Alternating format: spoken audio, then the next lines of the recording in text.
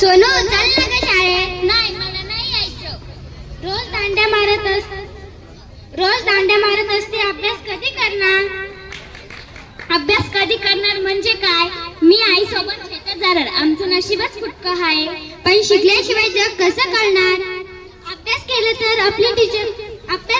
तर आपण मोठं होतो असे आपले टीचर सांगतात. बाळा, घरी बसल्याने शिक्षण सोडायचे नसतं.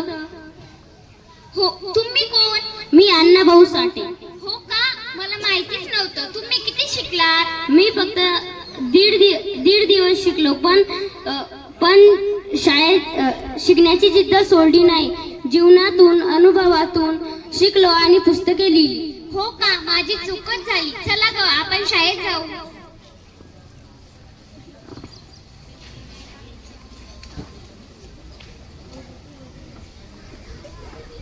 अण्णाभाऊ साठे 1.5 दिवस शाळेत शिकली, पण ज्ञानाची जिद्द सोडली नाही. तर आपल्याकडे शिक्षण, पुस्तके आणि शिक्षक आहे, तर आपण शिकलोच पाहिजे. प्रत्येक मूळ शाळेत गेली तर घर बदलेल, गाव बदलेल, देश बदलेल. सर्व पालकांना माझी हात जोडून विनंती आहे की आपल्या मुलांना घरी न ठेवता शाळेत पाठवावे.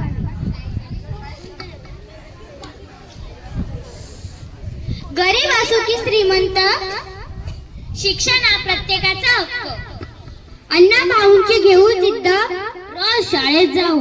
आम्ही देखील अण्णाभाऊ. आम्ही देखील अण्णाभाऊ. धन्यवाद.